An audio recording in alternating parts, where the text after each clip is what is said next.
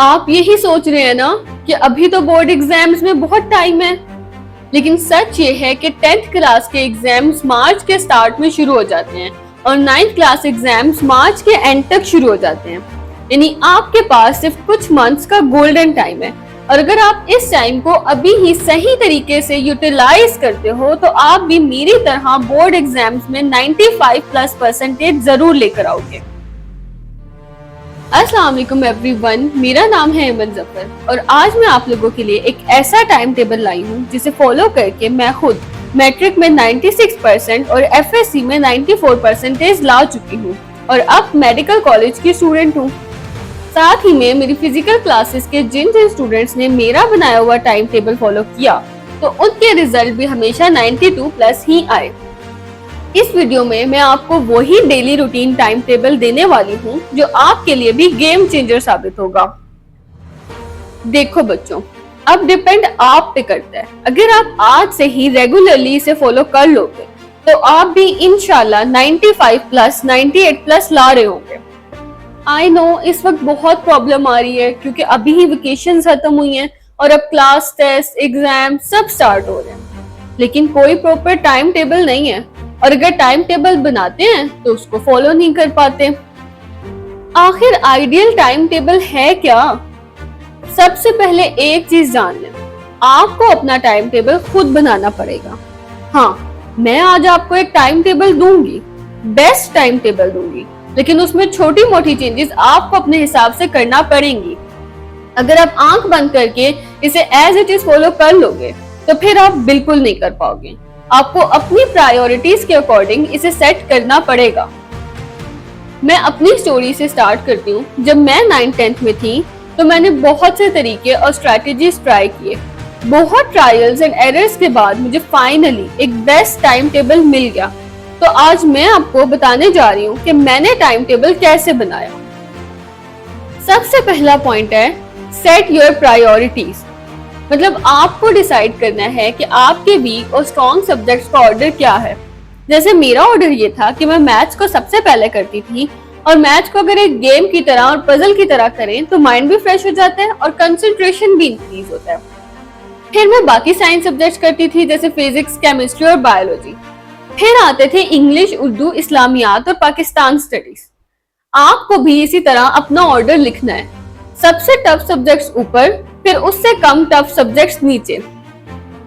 और एक बात, इस बार का मैट्रिक बोर्ड कॉम्पिटेंसी बेस्ड होगा क्योंकि 9th का सिलेबस भी चेंज हुआ है और न्यू सिलेबस में कॉन्सेप्ट्स पर ज्यादा फोकस किया गया है, इसलिए इस बार कंपटीशन टफ होने वाला है।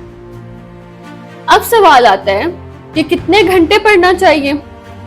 सेल्फ स्टडी के लिए 4 आवर्स इनफ है, लेकिन कंडीशन बस एक है, कंसिस्टेंसी। अगर आप कंसिस्टेंट हो तो 4 घंटे रोज के काफी हैं।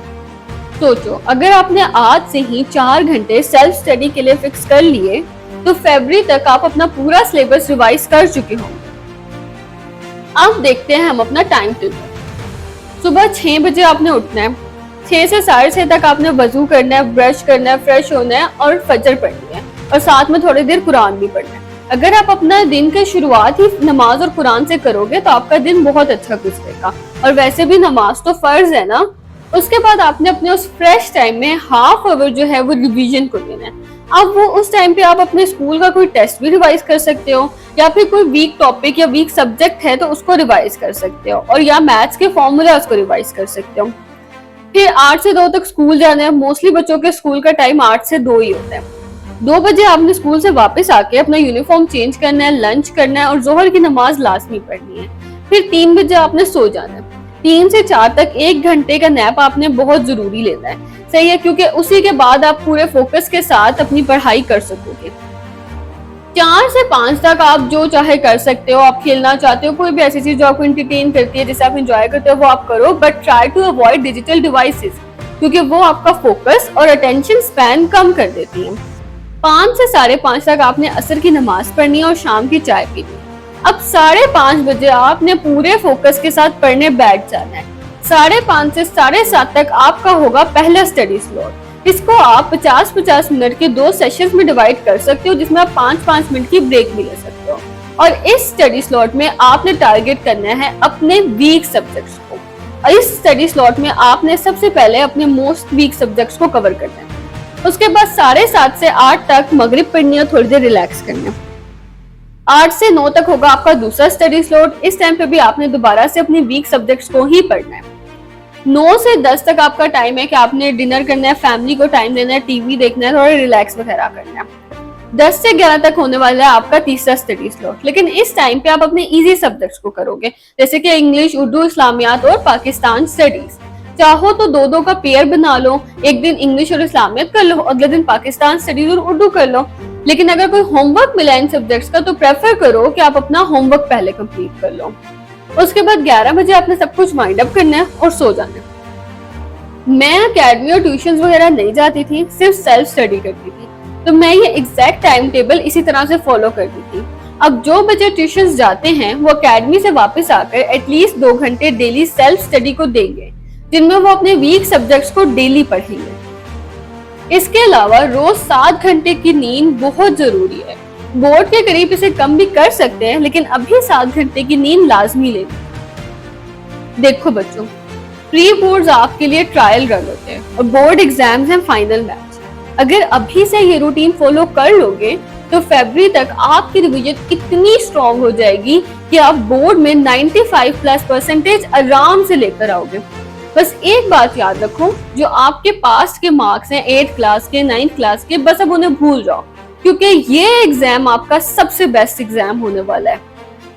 और एक बात, ये टाइम टेबल डेली रूटीन के लिए है, लेकिन मैं एक स्पेशल लास्ट 2 मंथ्स का क्रैश टाइम टेबल भी शेयर करूंगी, जिसमें मेरे पर्सनल टिप्स हैं जो मैंने खुद फॉलो किए और अपने स्टूडेंट्स को भी करवाए।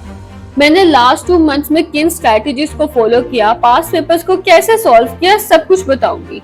बिलीव मी, ये लास्ट 60 डेज की टिप्स आपके बोर्ड एग्जाम्स के लिए गेम चेंजर हैं। तो अगर आपको वो चाहिए तो इस वीडियो को लाइक जरूर करना और चैनल सब्सक्राइब करना, ताकि आप वो वीडियो बिल्कुल भी मिस ना करो।